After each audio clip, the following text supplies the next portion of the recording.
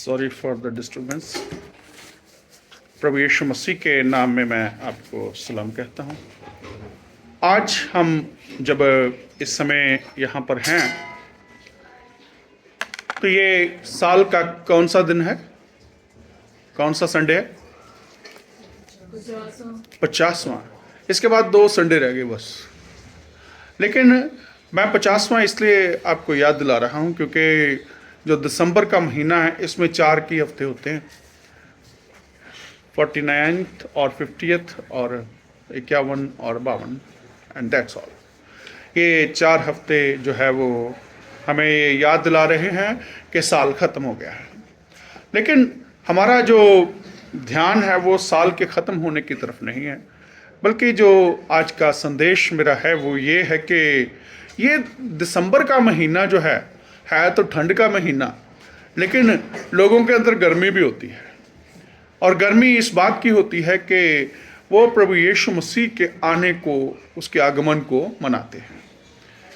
और पूरी दुनिया में ये जो महीना है बड़ी गर्मजोशी के साथ इसको मनाया जाता है। और मेरे ख्याल में जब हम छोटे थे तब तो बड़ा दिन कहते थे, और फिर क्रिसमस भी कहते हैं, और बीच में एक्स डाल के मास डाल देते हैं, एक्स मास। हालांकि जो क्रिसमस जो शब्द है ये त्योहार भी जो है, जो क्रिसमस का है वो जो रोमन कैथलिक्स जो हैं उनकी देन है, उन्होंने इसको शुरुआत किया। क्योंकि मास का मतलब होता है इकट्ठा होना, और क्राइस्ट का मतलब कि मसीह, क्राइस्ट मास मतलब मसीह के लोगों का इकट्ठा होना, कुछ इस तरीके से है वो। लेकिन मैं आज आपके साथ यीशु मसीह के जन्म की बात करना चाहूँगा, क्योंकि जब आप क्रिसमस सुनते हैं तो आम लोग भी, सारी दुनिया ही मना रही है, जो नहीं जानते वो भी मानते हैं। और अगर किसी को पूछो कि क्रिसमस क्या होता है, क्यों मनाया जाता है, वो कहते जी वो जो सेंटा क्लॉज है उसका जन्मदिन होता है। मतलब आम लोग, कहने का मतलब, मेरी बात सुन लिया करो पहले, बीच में ना बोला करो। वैसे बहुत से लोग हैं, बहुत से लोग हैं, तो कहने का मतलब कि लोग जो हैं क्राइस्ट को नहीं जानते हैं, लेकिन सेंटा को जरूर जानते हैं कि नहीं। जबकि सेंटा का कोई बाइबल में कोई रिलेशन नहीं है, बाइबल के साथ कोई उसका लिंक नहीं है।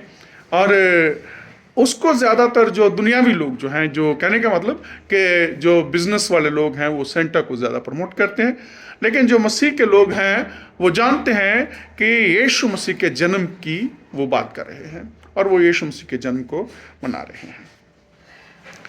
यीशु मसीह का जन्म सचमुच में दुनिया में एक अनोखी घटना है। बहुत से लोग जो हैं वो दुनिया में जितने भी आए वो सभी अपने आप में एक अलग है पहचान उनकी, लेकिन यीशु मसीह का जन्म जो है वो दुनिया में उसके लेवल का, उसके जैसा कोई और है नहीं। मैं आपके साथ शेयर करना चाहूँगा कि यीशु मसीह के जन्म की क्या ख़ास बातें हैं जो उसे दूसरे हर व्यक्ति से अलग बनाती हैं। पहली बात तो यह है कि यीशु मसीह के जन्म की घोषणा, यीशु मसीह के जन्म की घोषणा खुद परमेश्वर ने की थी। और ये घोषणा यीशु मसीह के जन्म के समय में नहीं, बल्कि उससे बहुत पहले,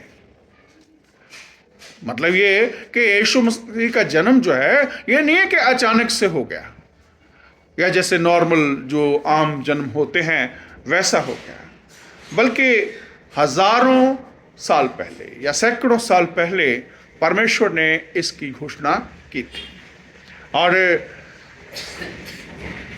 उसके लिए एक नहीं, बार बार घोषणाएं की गई, बल्कि जो सबसे पहली घोषणा है वो खुद परमेश्वर ने की। जब बाग अदन में आदम और हवा ने पाप किया तो परमेश्वर ने जो हवा के थ्रू आशीष देने का जो किया, वादा किया, वो सबसे पहले उत्पत्ति 3 अध्याय उसकी 15 आयत में मिलता है। जब परमेश्वर ने सब बातों के लिए कहा कि पृथ्वी तेरे कारण श्रापित हुई, आदमी को कहा कि तू मिट्टी है, मिट्टी में मिल जाएगा, और औरत से क्या कहा, हवा से क्या कहा, हवा से जब शैतान से बात कर रहा था तो शैतान से कहा कि मैं तेरे और स्त्री के वंश में वैर उत्पन्न करूंगा, इस स्त्री के वंश में वैर उत्पन्न करूंगा। तो उसकी एड़ी को डसने की कोशिश करेगा, लेकिन वो तेरा सिर कुचल डालेगा।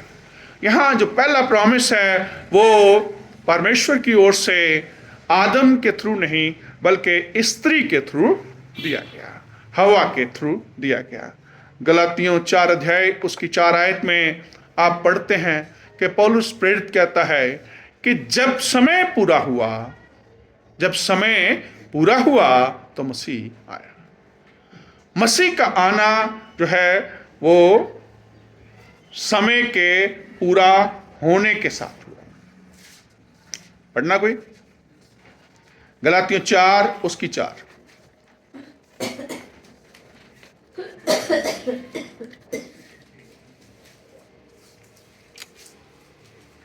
परंतु जब समय पूरा हुआ तो परमेश्वर ने अपने पुत्र को भेजा जो स्त्री से जन्मा और व्यवस्था के अधीन। बस, थैंक यू।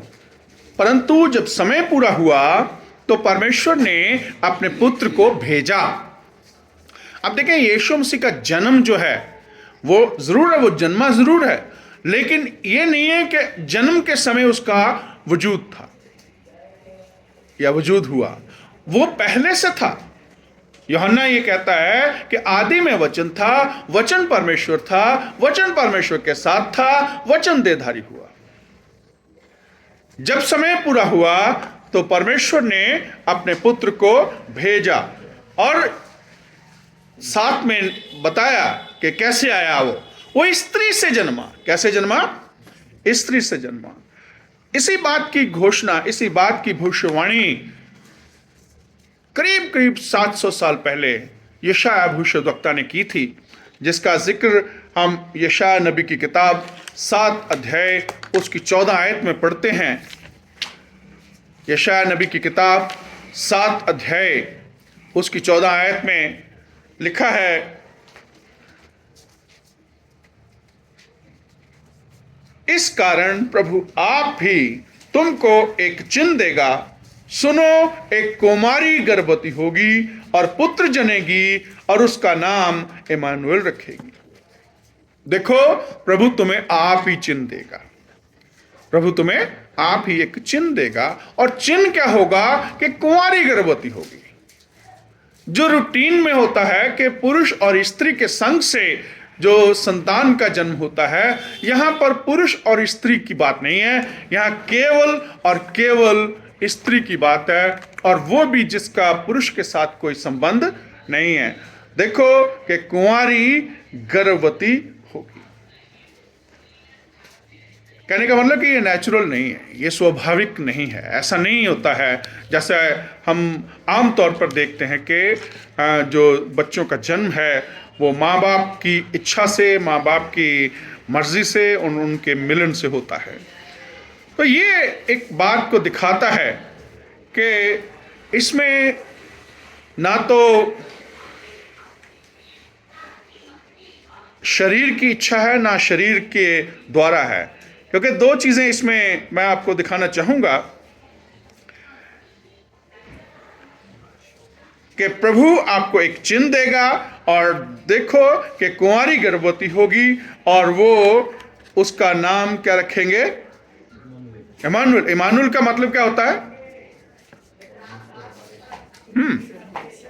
तो कहने का मतलब यह है कि जब यीशु मसीह का जन्म हुआ तो वो ऐसा नहीं है कि वो जन्म के समय जब जन्म हो गया तो वो सिर्फ आम जैसे मेरे और आपके जैसा हो।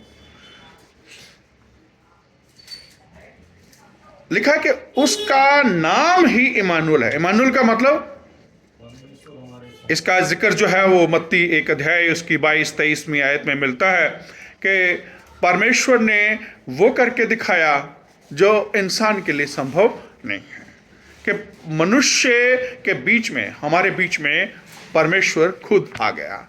मत्ती 1 अध्याय उसकी 22 और 23 आयत में मत्ती लिखता है कि ये सब इसलिए हुआ कि जो वचन प्रभु ने भविष्यद्वक्ता के द्वारा कहा था वो पूरा हो। क्या कहा था कि देखो एक कुंवारी गर्भवती होगी, एक पुत्र जनेगी और उसका नाम इम्मानुएल रखा जाएगा, जिसका अर्थ है कि परमेश्वर हमारे साथ। देखो कुंवारी गर्भवती होगी और जो पुत्र जनेगी उसका नाम क्या रखा जाएगा? इम्मानुएल रखा जाएगा। इसका मतलब कि यीशु मसीह का जन्म जो है वो इस बात को दिखाता है कि वह मनुष्य है, वो इंसान है। लेकिन यीशु मसीह का जन्म जन्म के साथ ही यह भी दिखाया गया कि ये परमेश्वर की ओर से हुआ है, ये इंसान की तरफ से नहीं हुआ है, परमेश्वर की तरफ से होना। और उसका नाम क्या रखना? इम्मानुएल, मतलब परमेश्वर हमारे साथ है। तो जब वो पैदा हुआ वो मनुष्य है, लेकिन जब वो पैदा हुआ तो उसके साथ ही वो परमेश्वर भी है, वो परमेश्वर है। हम अक्सर इस बात को कहते हैं कि यीशु मसीह जो है वो पूर्ण मनुष्य है और पूर्ण परमेश्वर है, संपूर्ण मनुष्य संपूर्ण परमेश्वर। और यही कारण है कि यीशु मसीह का जन्म जो है वो हमें इस बात को दिखाता है कि परमेश्वर वो काम करता है जो हम नहीं सोच सकते हैं, हमारी समझ से बाहर है। आज भी बहुत से लोग जो हैं वो अलग अलग तरीके से बातें बताते हैं, ये कहते हैं। पीछे तो बहुत साल पहले की बात है कि पोप ने कहा था कि ऐसा हो जाता है, नेचुरल भी हो जाता है, लेकिन ये नेचुरल नहीं है, ये अननेचुरल है। और ये बिल्कुल वैसा है जैसा नेचुरल, तो जैसे सुबह सूरज निकलता है शाम को डूब जाता है, ये नेचुरल है। पानी जो नदियां हैं वो पहाड़ों से निकलती हैं और वो समुद्र में समा जाती हैं, ये नेचुरल है। लेकिन अगर पानी नीचे से ऊपर को जाएगा तो आप क्या कहेंगे? ये मिरेकल है, चमत्कार है। अगर रोज रोज हो फिर नहीं, फिर वो चमत्कार नहीं होगा। ठीक वैसे ही अगर सूरज, अगर मान लो कि जैसे पूरब से हम कहते हैं, अगर पश्चिम से निकल आए तो फिर तो इसका मतलब कि चमत्कार है। लेकिन ये रोज नहीं होगा। अगर रोज नहीं होता है तो चमत्कार है, अगर रोज होता है तो चमत्कार नहीं है। अब देखिए बच्चों का जन्म, जब हाबिल और कैन की माँ जो हवा है, मतलब हम सब की माँ है, वो हवा ने जब कैन को जन्म दिया तो सबसे पहले उसकी हैरानी, मतलब उसको बड़ी हैरानी हुई कि हमारे जैसा ही। और उसके मुंह से क्या निकला? मुझे यहोवा की ओर से एक पुरुष मिला है, मुझे यहोवा की ओर से एक पुरुष मिला है। तो यीशु मसीह का जन्म जो है ये इस बात को दिखा रहा है कि ये चमत्कार है, ये मिरेकल है। और ये नामुमकिन को मुमकिन करके परमेश्वर जो दिखाता है वो उसका एक सबूत है। और नामुमकिन का मतलब ये है कि कई बारी हम ये सोचते हैं कि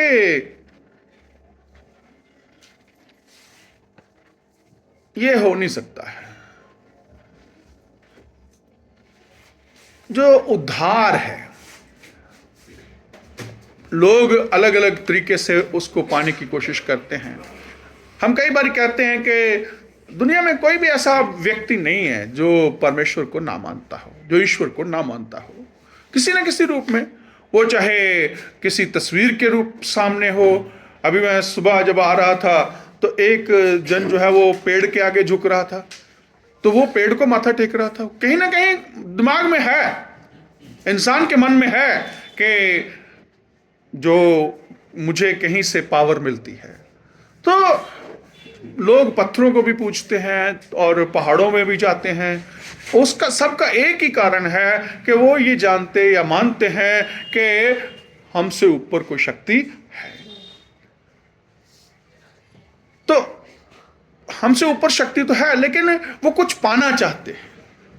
कई बार तो सुबह सुबह मैं देखता हूं कि लोग पक्षियों को खाना डाल रहे होते हैं, कोई जानवरों को खाना डाल रहे होते हैं। ये दिखाने के लिए, ये कोशिश है कि मुझे कहीं से मुक्ति मिल जाए, मुझे कहीं से अंदर से जो है अपने अंदर कमी लग रही है। वो जो कमी है वो इस बात को दिखाती है कि हम मुक्ति की तलाश में हैं और हम अपने कर्मों के द्वारा मुक्ति को हासिल करना चाहते हैं, लेकिन ये नामुमकिन है, ये संभव नहीं है। और ये संभव सिर्फ और सिर्फ कौन कर सकता है? परमेश्वर। यीशु के जन्म के द्वारा परमेश्वर ने इस बात को ये साबित कर दिया कि ये हो सकता है, उद्धार हो सकता है। यीशु मसीह का नाम, उसका मतलब क्या है? उद्धार करने वाला। यीशु मसीह के नाम, यीशु के नाम का मतलब क्या है? उद्धार करने वाला। मसीह का नाम का मतलब क्या है? चुना हुआ। ये वो चुना हुआ है जिसको परमेश्वर ने चुना है, और ये हमारा उद्धार करता है। एक और यीशु मसीह के जन्म की बात खास करके मीका नबी की किताब 5 अध्याय में मिलती है। 5 अध्याय उसकी 2 आयत में, जहां लिखा है कि हे बैतलहम एप्राता, तू हजारों में छोटा है, लेकिन तुझसे एक अधिपति निकलेगा, तू छोटा नहीं जाना जाएगा। यहां बैतलहम वो जगह है जहां पर क्या हुआ?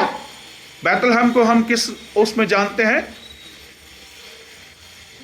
यीशु मसीह के जन्म के स्थान के रूप में, यीशु मसीह के जन्म के स्थान के रूप में। तो बैतलहम की जो वैल्यू है वो ये है कि वो वहां पर यीशु मसीह का जन्म हुआ। अभी लूका 2 अध्याय में हमने इस बात को देखा कि जब यीशु मसीह का जन्म हुआ तो उस समय जो रोमन हुकूमत थी, रोमी हुकूमत थी, दुनिया की सबसे बड़ी हुकूमत उस समय थी, और दुनिया में जगह जगह उनके जो लोग हैं उनकी हुकूमतें थी। और आपको पता है कि जो सताव के कारण यहूदी लोग जो हैं वो दुनिया में इधर उधर फैले होते थे। तो जहाँ जहाँ पर भी हैं, जिस जिस भी इलाके से गए हैं, उनको ये ऑर्डर हुआ कि आप जहाँ पर भी हो, जगत भी आया ना इसमें शब्द, कि जहाँ जहाँ भी लोग रहते हैं वो अपने अपने जगह जाके वहाँ पर अपने नाम लिखाएं, जिसको हम जनगणना कहते हैं। पहली जनगणना बताया गया है कि वहाँ पर हुई। और हुआ ये कि यूसुफ का जो पूर्वज हैं वो कहाँ के हैं? इसका मतलब कि बैतलहम के हैं। मरियम के पूर्वज कहां से हैं? बैतलहम के हैं। यूसुफ दाऊद की संतान है। यूसुफ किसकी संतान है? दाऊद की संतान है। और दाऊद का नगर कौन सा है? दाऊद का जन्म स्थान कहां है? बैतलहम। दाऊद भी बैतलहम का ही है, क्योंकि दाऊद का पिता यिशै जो है वो बैतलहम का है और वहां पर ही।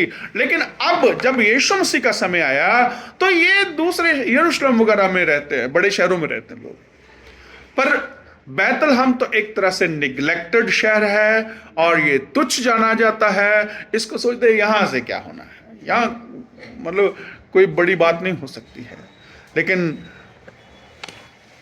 लूका 2 अध्याय में आप देखते हैं कि असल में वहां पर लिखा है 4 आयत से लेकर 7 आयत में कि यूसुफ भी इसलिए कि दाऊद के घर आने और वंश का था, गलील के नासरत नगर से, ये नासरत से यहूदिया में दाऊद के नगर बैतलहम को गया। कहाँ गया? बैतलहम को। मैं बैतलहम का जिक्र इसलिए कर रहा हूं क्योंकि यहां पर यह बताया गया है कि जो यूसुफ है वो बैतलहम में गया। लेकिन हम मीका 5 में पढ़ते हैं कि बैतलहम जो है ये छोटा सा कस्बा है, छोटा सा इलाका है। क्या छोटे से इलाके में से कोई बड़ा काम हो सकता है, बड़ा व्यक्ति निकल सकता है? अक्सर हम उम्मीद करते हैं कि बड़े नगरों में से बड़े लोग जो हैं वो होते हैं, लेकिन यीशु मसीह का जन्म तो बैतलहम में हुआ।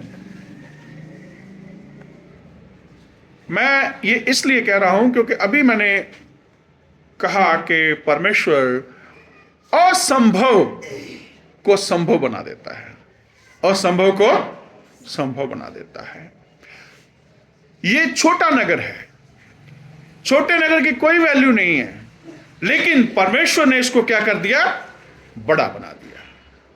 यीशु मसीह के जन्म से, वहां यीशु मसीह का जन्म होने से उस नगर की वैल्यू ही बढ़ गई।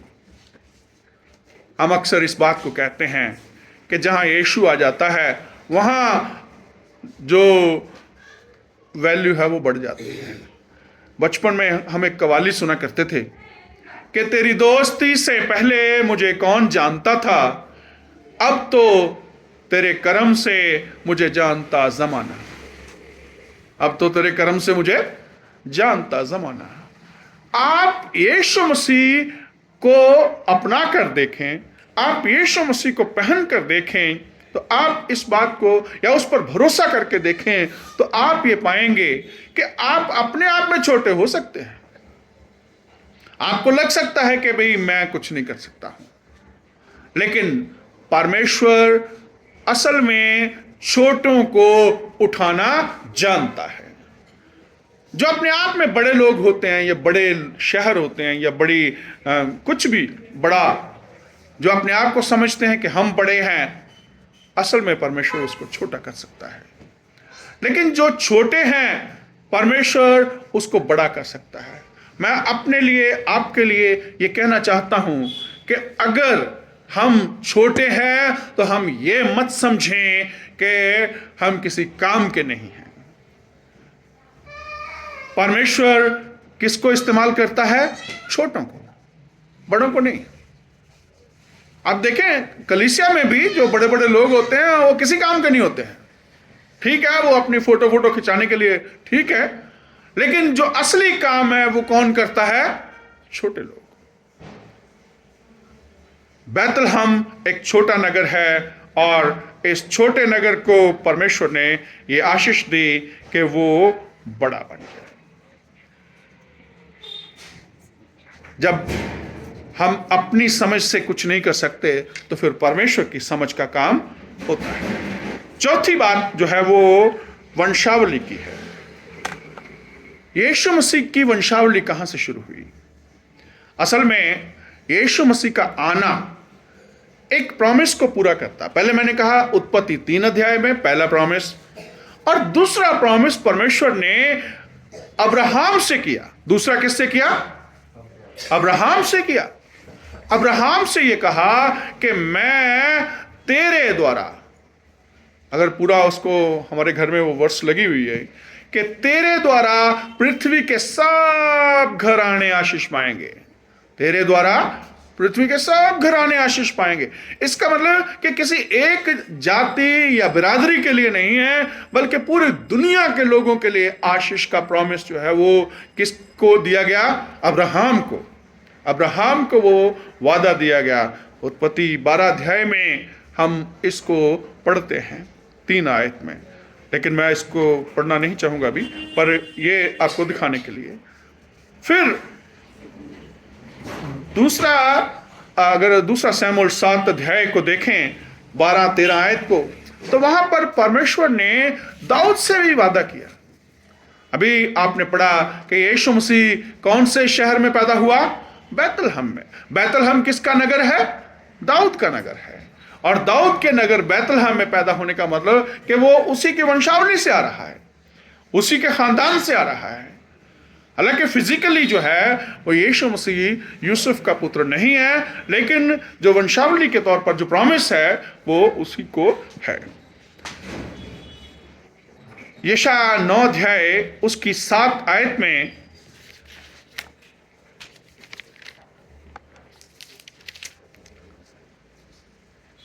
लिखा है कि उसकी प्रभुता सर्वदा बढ़ती रहेगी, उसकी शांति का अंत ना होगा, इसलिए कि वो उसको दाऊद की राजगद्दी पर इस समय से लेकर सर्वदा के लिए न्याय और धर्म के द्वारा स्थिर किए और संभाले रहेगा।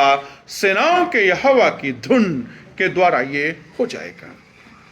यीशु मसीह का जन्म सिर्फ जन्म लेने के लिए नहीं है, बल्कि राजा बनने के लिए भी है। हालांकि वो राजा जो है वो पहले से है, लेकिन असल में राजगद्दी की बात करी गई कि दाऊद की राजगद्दी जो है उसको मिलने वाली थी। मत्ती 1 अध्याय उसकी 1 आयत में आप पाते हैं कि यीशु मसीह का जन्म जो है ये असल में अब्राहम के खानदान में हुआ। अब्राहम के वंश की बात वहां की गई है।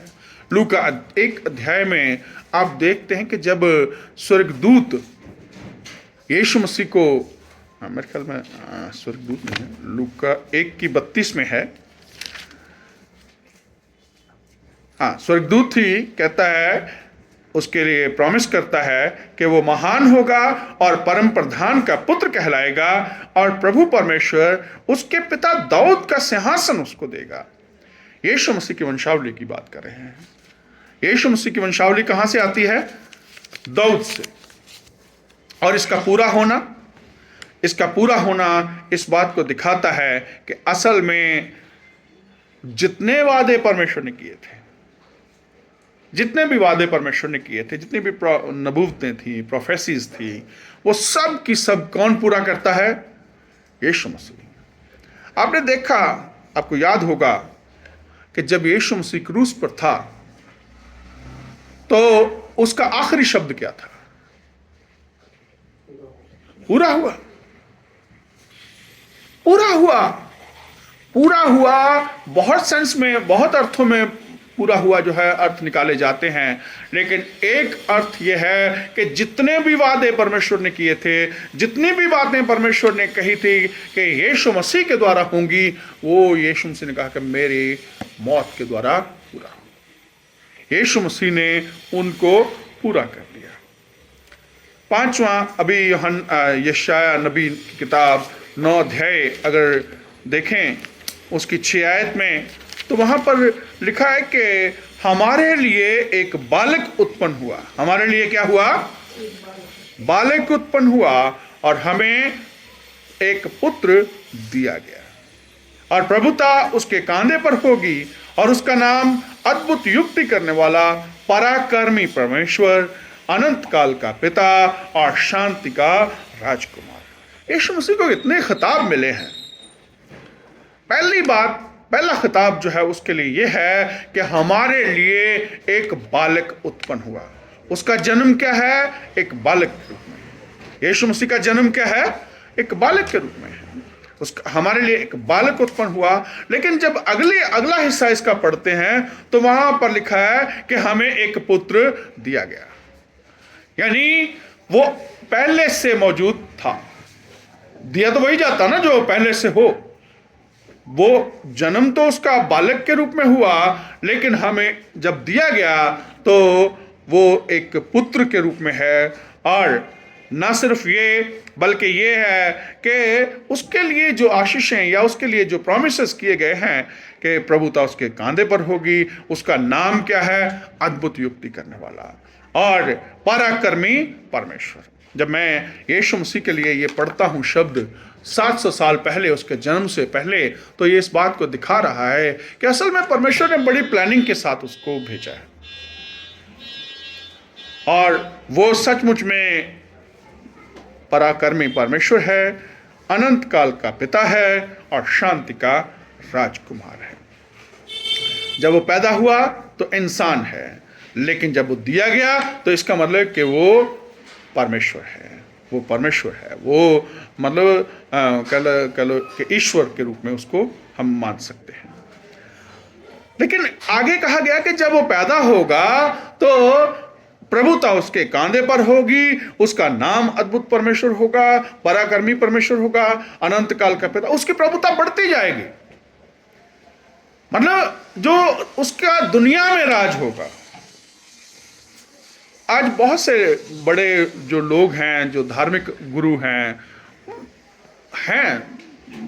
लेकिन अलग अलग जगह पर आप देखते हैं उनकी जो दायरा है वो सीमित है।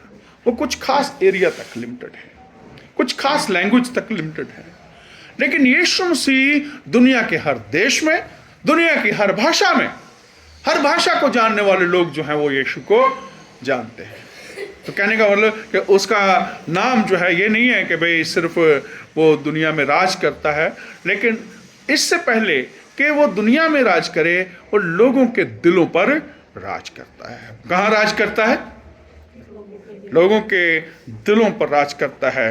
और दिलों पर राज करके वो असल में, जब मत्ती 6 अध्याय में जब उन्होंने कहा चेलों ने कि हमें प्रार्थना करनी सिखा, तो यीशु मसीह का क्या कहना था?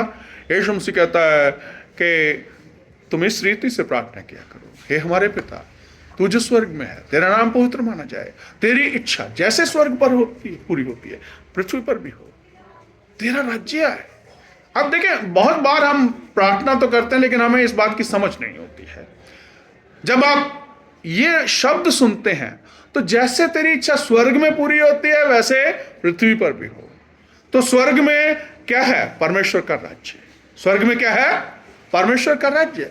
और सेम अगर मैं ये कहूं कि स्वर्ग में किसी स्वर्गदूत की ये हिम्मत नहीं है, किसी की जरूरत नहीं है कि वो परमेश्वर के खिलाफ हो जाए। इसलिए तो हम कहते हैं कि स्वर्ग राज है। लेकिन यहां हम करते अपनी मर्जी हैं और कहते हैं परमेश्वर का राज्य। परमेश्वर का राज्य तभी आ सकता है जब हम परमेश्वर की इच्छा को पूरा करेंगे। जब यीशु मसीह ये कह रहा है, तो यीशु मसीह अपने चेलों को तैयार कर रहा है। वो बता रहा है कि परमेश्वर का राज्य वहीं हो सकता है जहां पर परमेश्वर को लोग अपने मनों के ऊपर राज करने देंगे। तो जब आप परमेश्वर को अपने मनों के ऊपर राज करने देंगे, तो इसका मतलब कि वो राज कर रहा है, उसका राज्य तो है। यीशु मसीह, अगर आज मैं बात कर रहा था क्रिसमस की, तो ये महीना जो है क्रिसमस का है, ये महीना जो है यीशु मसीह के आने का, आगमन का मनाया जाता है। लेकिन अभी तक जो क्रिसमस है या यीशु मसीह का जो सिर्फ हम एक लिमिट बना के रखते हैं कि यीशु मसीह कहाँ पर है? चरनी में। यीशु मसीह कहाँ पर है? होना कहाँ चाहिए? होना यहाँ चाहिए। हम रखते हैं उसको चरनी में। लेकिन यहाँ हम जो है इस बात को समझें, इस बात की हमें समझ होनी ज़रूरी है कि असल में यीशु मसीह का जन्म जो है, मतलब मनाने का या जो भी हम उसको कहें, तभी मतलब है जब हम सचमुच में यीशु मसीह को बाहर निकालें। उसके जन्म का खास मकसद है ये नहीं कि वो जन्म हो गया और काम हो गया। आप सोचे कि वो तो चरनी में हमेशा रहेगा। नहीं, चरनी में नहीं रहेगा। मत्ती 1 अध्याय उसकी 21वीं आयत में मत्ती में हमें बताया गया है कि यीशु मसीह के नाम का अर्थ क्या है। वो पुत्र जनेगी, उसका नाम क्या है? यीशु। क्यों? क्योंकि वो अपने लोगों का उनके पापों से उद्धार करेगा। यीशु मसीह के लिए कहा गया कि वो अपने लोगों का उद्धार करेगा। लेकिन उद्धार होता कहां है?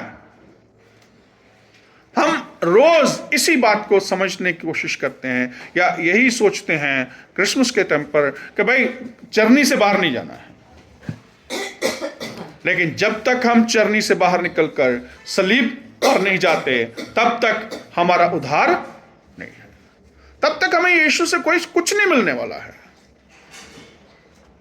ठीक है, मनाते रहें, अच्छी बात है, लेकिन जब तक हम बाहर नहीं आएंगे, जब तक हम ऊपर नहीं आएंगे, जब तक हम यीशु को अपना मुक्तिदाता नहीं मानेंगे। लेकिन मानने का मतलब ये नहीं है कि वे हमने मन में मान लिया। यीशु के क्रूस की तरफ देखना, यीशु के क्रूस की तरफ देखना। दो शब्द आते हैं, एक क्रेडल है, एक क्रॉस है। क्रेडल मतलब चरनी, चरनी से क्रूस तक आना जो है वो हमें जरूरी है। ये समझ जो है वो जरूरी है। तभी यीशु मसीह जो है सिर्फ पैदा होने के लिए नहीं पैदा हुआ, या लोगों को अच्छी शिक्षा देने के लिए पैदा नहीं हुआ, गुरु बनने के लिए पैदा नहीं हुआ, कोई नया धर्म पैदा करने के लिए नहीं हुआ। वो हमें उद्धार दिलाने के लिए पैदा हुआ। किसके लिए पैदा हुआ?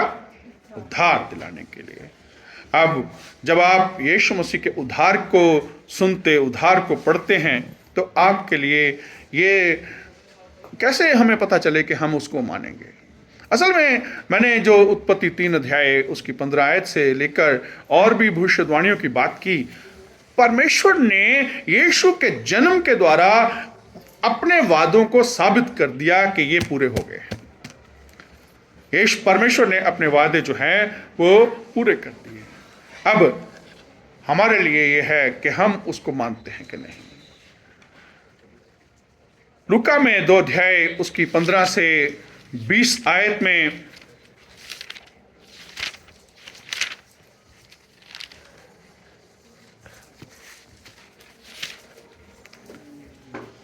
लिखा है कि जब गडरिये उनके पास से स्वर्ग को चले गए तो गडरियों ने आपस में कहा, आओ हम बैतलहम जाकर ये बात जो हुई है और जिसे प्रभु ने हमें बताया है देखें।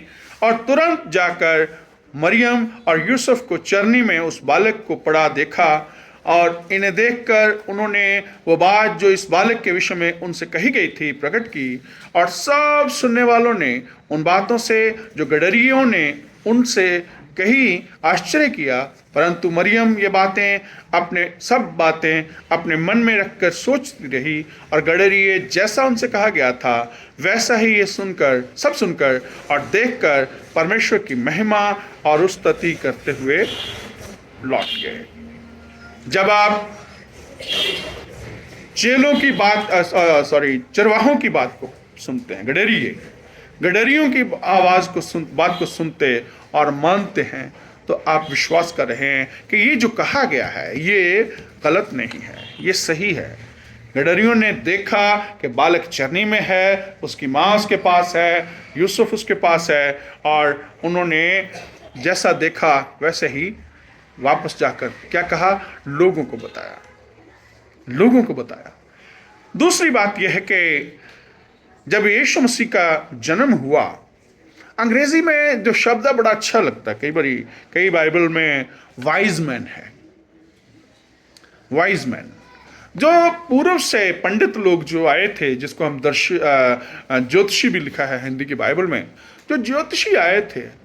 हम अक्सर ज्योतिषी शब्द जो है वो हाथ देखने वाला या वो करने वाला करते हैं, लेकिन ये लोग तारों का ज्ञान रखने वाले लोग थे, ये ज्ञानी लोग थे। पंडित जब मैं कहता हूं तो पंडित का मतलब नहीं कि कोई खास बरादरी, बल्कि जो विद्वान लोग हैं वो आए। और वो लोग जो हैं वो कहां से आए? पूरब से ही आए, इसी साइड से, हमारी साइड में आए। और ये लोग जो हैं यीशु का दर्शन करने के लिए आए। और जब यीशु का दर्शन करने के लिए आए तो उन्होंने भेंटें भी लाई। हम कई बार एक अंग्रेजी में गीत, अंग्रेजी में हिंदी में भी है, हम 3 राजा मशरिक के हैं, जो 3 बताया जाता है, तो वो राजा लोग हैं, बड़े लोग हैं, और वो बड़े लोग जो हैं वो प्रभु का दर्शन करने के लिए आए। मैंने कहा कि वाइज मैन का मतलब कि जो समझदार लोग होते हैं। समझदार लोग आज भी यीशु के दर्शन को ढूंढते हैं, आज भी वो यीशु के पीछे यीशु को ढूंढते हैं कि हमें यीशु मिल जाए, क्योंकि यीशु ढूंढना उसको पड़ता है। जैसे उसने मत्ती 6:33 में कहा कि पहले तुम परमेश्वर के राज्य को ढूंढो। आज जब आप यीशु को मतलब जो सेंटा क्लॉज वगैरह में ढूंढोगे तो नहीं मिलेगा, आपको बाइबल में ढूंढना पड़ेगा, आपको बाइबल में खोजना पड़ेगा, आपको संगति में आना पड़ेगा। और ये एक अच्छी जगह है जहां आप परमेश्वर के उस वादे को पा सकते हैं। मत्ती 1:24 में कहा गया है कि जब यूसुफ से कहा गया कि बालक को जो है लेकर मिस्र में चला जा, तो उसने स्वर्गदूत की बात को माना। असल में हमारे पास जो भविष्यवाणियां हैं ये परमेश्वर की ओर से, परमेश्वर के नबियों के द्वारा जो दी गई हैं, ये दूतों का ही वचन है, ये दूतों का ही वचन है। और जब आप इसको सुनते हैं, जब आप इसको पढ़ते हैं, आजकल मुझे थोड़ा सा मैं कई बार विचार करता हूं कि लोग यीशु मसीह के बारे में प्रचार करते हैं, लोग यीशु के नाम को प्रचार करते हैं, लेकिन वो ज्यादातर जो है वो भावनाओं से प्रचार करते हैं, जज्बाती होकर। वो आत्मा उतर जा, आत्मा ऐसे कैसे उतरेगा? आत्मा ने तो दे दिया वचन, आत्मा ने तो आपको बता दिया। तो अगर आपको यीशु को जानना है, अगर आपको यीशु के बारे में जानना है, तो आपको कहीं और जाने की जरूरत नहीं है, आपको सिर्फ और सिर्फ बाइबल में से ही मिलेगा। और बाइबल आपको सही रास्ता दिखाएगी। जो कहा जाता है कि जब जो पंडित लोग थे वो किसके पीछे चल रहे थे? तारे के पीछे। परमेश्वर हमें यीशु तक पहुंचाता है, लेकिन जो तारे का ज्ञान है, तारे की जो रोशनी है, वो हमें सिर्फ और सिर्फ बाइबल में मिलती है। तो कहने का मतलब कि यीशु मसीह का आना जो है ये ऐसा ही नहीं है, अचानक से नहीं है, एक बड़ी प्लानिंग के साथ हुआ है। और यीशु का जन्म जो है ये असल में जितने भी वचन कहे गए, जितने भी वादे किए गए, जितनी भी नबूवतें या भविष्यवाणियां की गई हैं, उनका पूरा होना है। यीशु मसीह का जन्म जो है भविष्यवाणियों का पूरा होना है।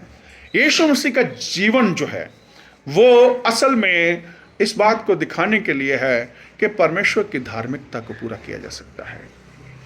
हम सब गलतियां करते हैं, क्यों? क्योंकि हम सब मिट्टी से हैं, लेकिन यीशु मसीह मिट्टी से नहीं था, वो ऊपर से था।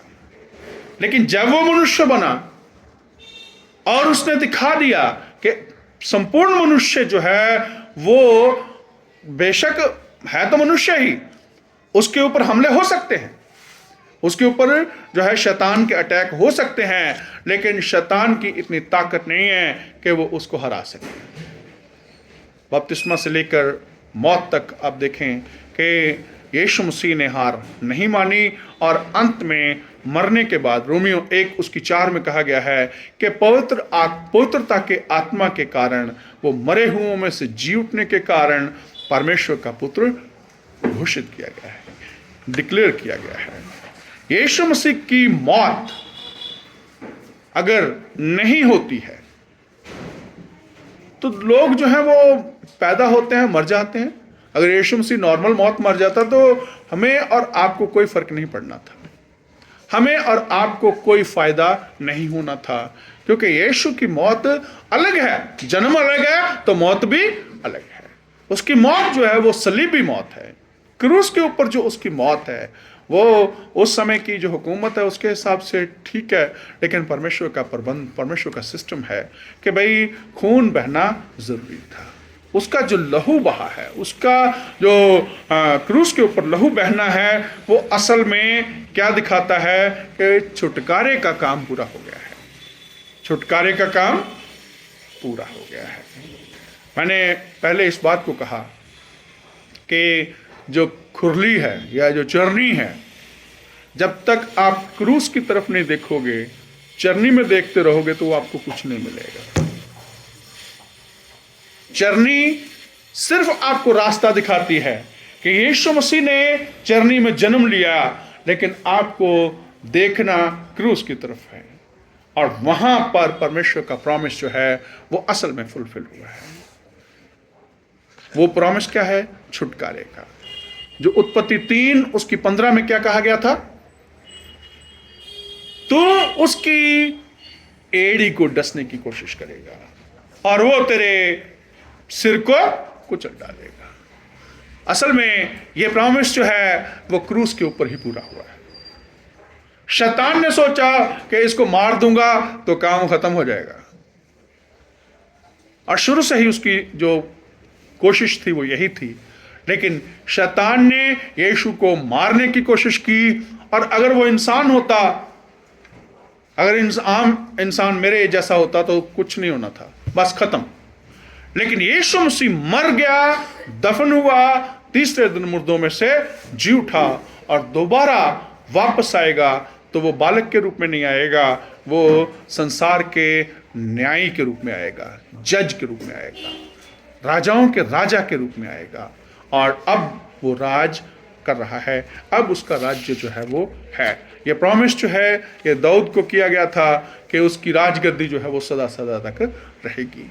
आज मैंने कहा कि दुनिया की हर हुकूमत, दुनिया का हर देश, दुनिया की हर कौम माने ना माने, लेकिन बहुत तरीकों से आप जानते और मानते हैं कि जो रूल हैं वो सारे के सारे बाइबल में से हैं।